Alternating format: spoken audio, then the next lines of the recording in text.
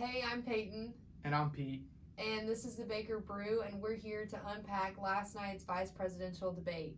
This was a big one, more so than past vice presidential debates. Do you want to speak to why that is, Pete? Yeah, I think especially so for the Biden Harris ticket, given Joe Biden's age and he would be the oldest president elected in our country's history. So I think strategically, what the Biden team and Kamala Harris went into last night, they needed to be able to convey to voters and give them the confidence that one day she could occupy the Oval Office if such a situation arose. I think in that regards, she did not really do much to move the ball forward in that sense. Yeah, definitely. Both candidates are, either way, it's going to be the oldest president that the country has seen. And especially with the media raising the question of President Trump's COVID diagnosis, I think it's important for them to both showcase to the American people that they would have the ability and the skills to be able to carry that position if the time came. So I think it was a very important debate. Do you want to talk a little bit about some of the big moments that you noticed? I think the probably the biggest theme that we took away, in particular, probably voters took away, is that Vice President Pence effectively kind of prosecuted a case of what a Biden-Harris administration would look like, and most significantly, they talked a lot about taxes, and Vice President Pence talked about Joe Biden and Kamala Harris. They want to raise your taxes and roll back the 2016 tax bill. They both support the Green New Deal and want to ban fracking, which is a big deal in Pennsylvania, which is going to be a key battleground state this coming November. I thought it was also interesting that Kamala Harris, she talked about supporting the Iran nuclear deal, and then also she refused to answer on whether or not Joe Biden herself would support packing the Supreme Court that a lot of Democrats in the Senate have talked about wanting to do. Yeah, I know that was a big moment where Vice President Pence asked her directly multiple times and it was avoided. It was also a question that was avoided in the presidential debates. Do you think that that stuck out in the minds of voters as we're moving into early voting is starting here soon in a lot of states? I think it definitely did, and I think that the Republican ticket is going to try to make that issue going forward as well. And we're going to have, as you mentioned, a Supreme Court battle in the coming days and weeks. And we saw in 2016 how important the Supreme Court was to voters, specifically non-college white voters and also evangelicals across the country. And just, in 2018, the Kavanaugh confirmation battle certainly had a big impact on key Senate races, especially in lean and red states. Looking and also what the data we're seeing coming out right now, just over the weekend, New York Times did a poll in Florida. Voters by 13-point margin support confirming Amy Coney Barrett, and then in Pennsylvania, a 7-point margin, also a New York Times survey. Mm-hmm.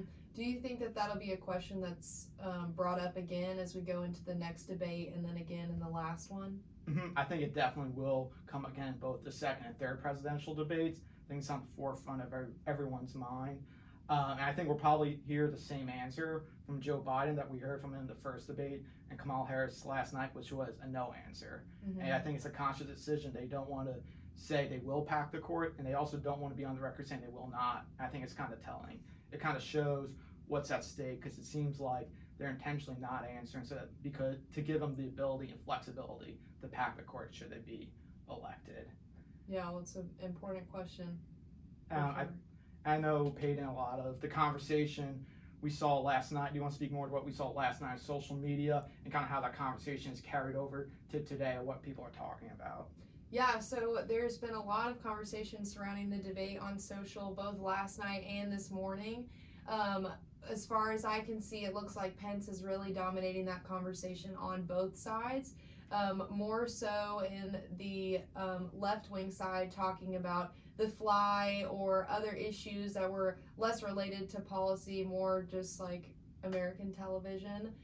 Whereas on the right, talking about how he did a strong job, he flexed his debate skills. They talk about how he's really good at debates. So some of the hashtags that I saw trending were a lot to do with the fly. They also brought up Pence saying like, so Pence, blah, blah, blah, does Pence. So a lot of conversations talking about Pence and his performance last night.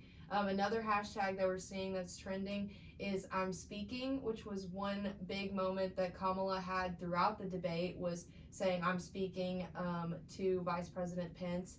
And so that'll be interesting to see how that fairs, and it's not really a large part of the conversation on mainstream media or in the media's view, but it is a big conversation on social, with memes going around and stuff like that. And so it's interesting seeing the conversation on social being less about policy issues and the arguments that each candidate made, but more about other things like the fly or like the I'm speaking and stuff like that. I think it's kind of telling that, in particular, Democrats on Twitter are talking about the fly moment because they don't want to actually talk about kind of the back and forth we saw in taxes, and both specifically kind of on the Green New Deal and how both Joe Biden and Kamala Harris support the Green New Deal.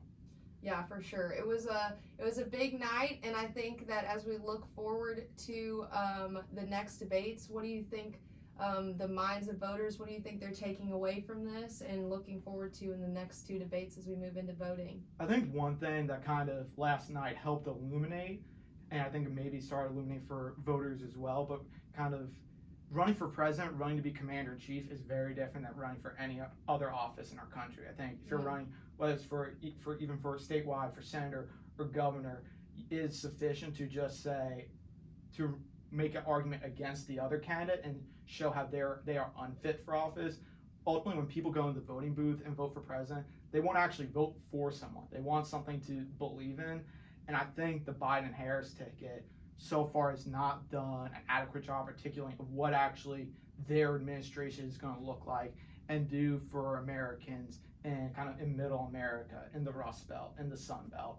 And I think that's one thing that they need to do going forward of what their administration will look like. Yeah, well, it'll be definitely interesting moving forward and seeing how they try to push that ball forward and move forward as we go into voting. But thank you for talking with me about last night. Thanks for having me, Peyton. Yeah, and we will keep doing this as the debates go on and having different people on to talk about it, but thanks for joining in.